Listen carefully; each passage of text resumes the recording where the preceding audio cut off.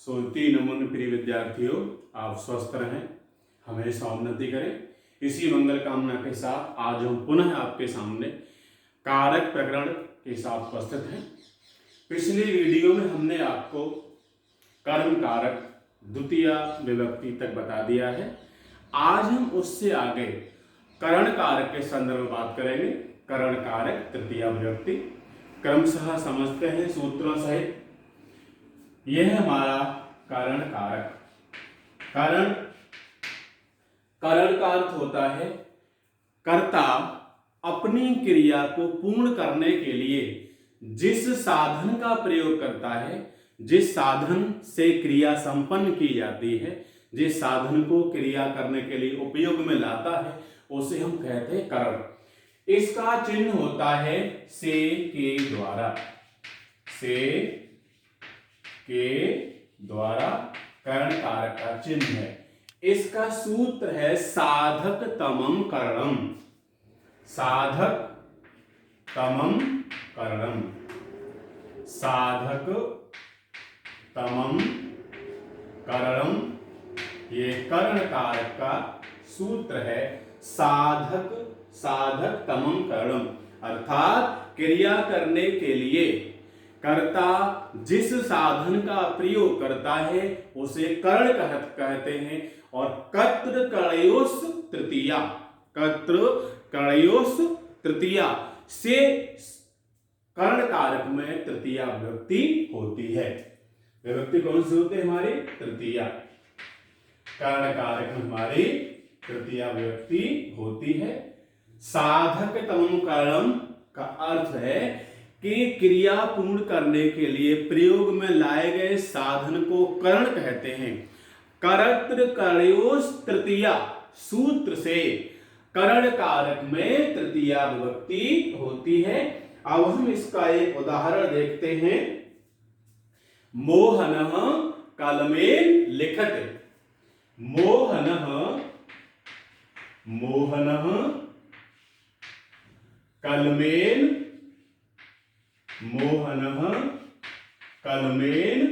लिखते। मोहनः कलमेन लिखते। यहां हम देख रहे हैं मोहनः कलमेन लिखते। मोहन कलम से लिखता है। अब यहां मोहन अपनी लिखने वाली क्रिया को पूर्ण करने के लिए कलमेन साधन का प्रयोग करता है, कलम से लिखता है। अतः यहां पर कलमेन में करण कारक है और कर्तृ कणयोस् तृतीया के द्वारा कलमेन में तृतीया विभक्ति हुई। मोहनः कलमेन लिखते। मोहन कलम से लिखता है। इस तरह से यहां पर कलमेन विभक्ति हमारी है तृतीया। इसी तरह से हम और एग्जांपल ले सकते हैं। अहम नेत्राभ्याम पश्यामि, मैं आंखों से देखता हूं। यहां मेरा देखने का साधन क्या है? नेत्र। इसलिए नेत्राभ्याम में भी करण कारक है। कर्तृ कणयोस् तृतीया सूत्र से तृतीया विभक्ति है। अब हम इसका देखते हैं उपपद।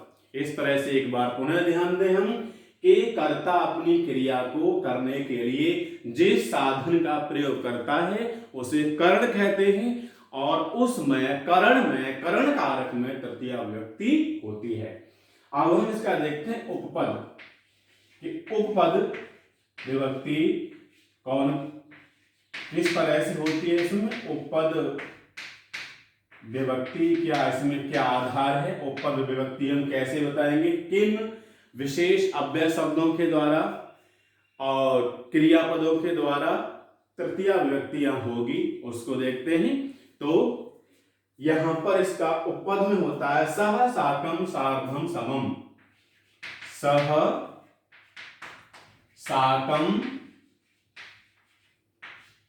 सार्धम और समम।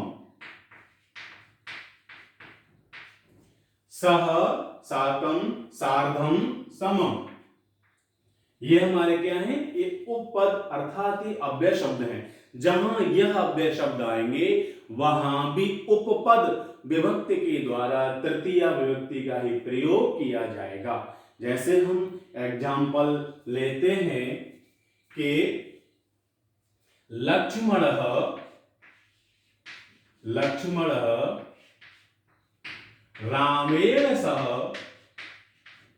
रामेण सह वनम अगच्छत। लक्ष्मणः रामेण सह वनम अगच्छत। एक बात और सुन ले, इसका अर्थ होता है साथ। इन सब का साथ ही होता है। अलग अलग क्रियापदों के अनुसार अलग अलग इनको प्रयोग करते हैं, अर्थ इनका होता है साथ। तो इसका अर्थ है लक्ष्मणः रामेण सह वनम अगच्छत। लक्ष्मण राम के साथ वन गए। अब यहां पर सह हमारा अव्यय शब्द है। इस सह युक्ते, इस सह के योग से यहां पर करण कारक है और रामेण में तृतीया विभक्ति है।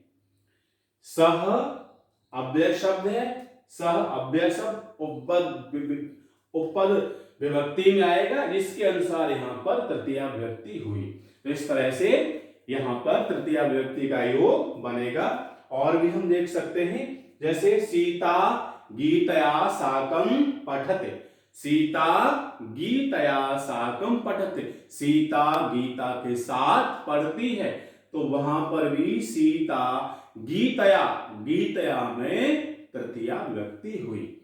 इस तरह से हम इसको उपपद के माध्यम से भी समझ सकते हैं। अब इसके अतिरिक्त और भी इसके सूत्र होते हैं, जैसे हेत का अर्थ होता है कारण। कारणवाचक शब्दों में भी तृतीया विभक्ति होती है। और हीन, बिना, अलम, इन शब्दों का जहां प्रयोग हो वहां पर भी तृतीया विभक्ति होती है। अब हम देखते हैं चतुर्थी व्यक्ति संप्रदान कारक। संप्रदान कारक है। इसका सूत्र है के लिए। अब इसका चिन्ह है, संप्रदान कारक है, इसका चिन्ह है के लिए। और इसका सूत्र है कर्मणा यम प्रेत सुसंप्रदानम। कर्मणा यम भी प्रेत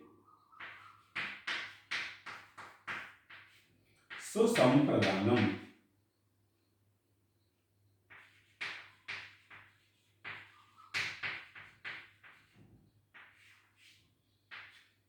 कर्मणा यमोप्रेत सुसंप्रदानम, अर्थात कर्ता अपनी क्रिया जिस उद्देश्य से करता है, जिस लक्ष्य से करता है, और अपनी क्रिया जिसके लिए करता है, किसी को संतुष्ट करता है, दान देता है, वह संप्रदान कारक होता है। और वहां कर्मणा सुसंप्रदानम, यानी कर्ता अपनी क्रिया जिस उद्देश्य से करे, जिसको प्रसन्न करने के लिए, संतुष्ट, यानी जिस कारण से, जिसके लिए कर्ता क्रिया कर रहा है, उसे संप्रदान कहते हैं। और संप्रदाने चतुर्थी के द्वारा संप्रदान में चतुर्थी विभक्ति होती है। तो हम इसका सूत्र यह भी लिख सकते हैं, संप्रदाने चतुर्थी। संप्रदाने चतुर्थी, संप्रदान में चतुर्थी विभक्ति होती है। ये सूत्र भी इसका हम यहाँ उपयोग में ला सकते हैं। अब विभक्तियां होती हमारी चतुर्थी।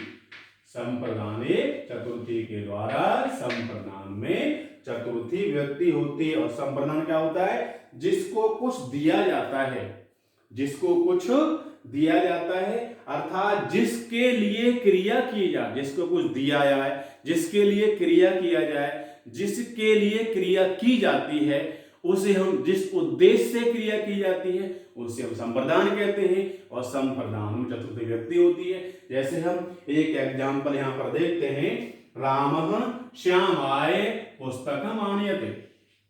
रामः श्यामाय पुस्तकम् आनयते। रामः श्यामाय पुस्तकम आनयते। अब यहाँ राम श्याम के लिए पुस्तक लाता है, तो राम पुस्तक किसके लिए ला रहा है? राम पुस्तक लाने की क्रिया किसके लिए कर रहा है? श्याम के लिए। अतः श्यामाय संप्रदान कारक है और श्यामाय में चतुर्थी विभक्ति है। इसी तरह से अहम पठनाय आगच्छामि, मैं पढ़ने के लिए आता हूं, तो यहां मेरी आने वाली क्रिया में क्यों कर रहा हूं? पढ़ने के लिए। अतः पठनाय में संप्रदान कारक चतुर्थी व्यक्ति। अब हम इसको देखते हैं उपपद व्यक्ति क्या होती है इसका, उपपद और देख लेते हैं। उपपद विभक्ति, उपपद व्यक्ति संप्रदान में किन अव्यय शब्दों के माध्यम से होती है, इसको हम और समझते हैं अच्छी तरह से। तो इसका एक सूत्र है नमः स्वस्ति स्वाहा, नमः स्वस्ति स्वाहा,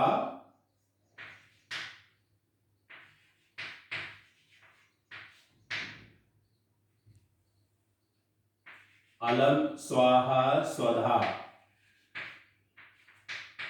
अलम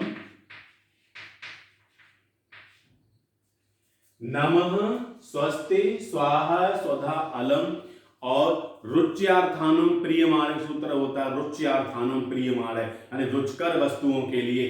तो जहां इन शब्दों का, इन अव्यय शब्दों का प्रयोग किया जाए, इन क्रिया, ये क्रियापद भी है, अव्यय शब्दों का प्रयोग किया जाए और कुछ विशेष क्रियापद भी है इसमें, तो जहां पर नमः स्वस्ति स्वाहा स्वधा अलम इत्यादि अव्यय या विशेष क्रियापद, विशेष अव्यय शब्दों का प्रयोग किया जाए, प्रयोग हो, वहां पर भी हमारी चतुर्थी व्यक्ति होगी।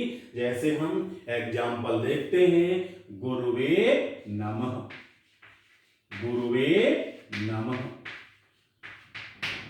गुरुवे नमः।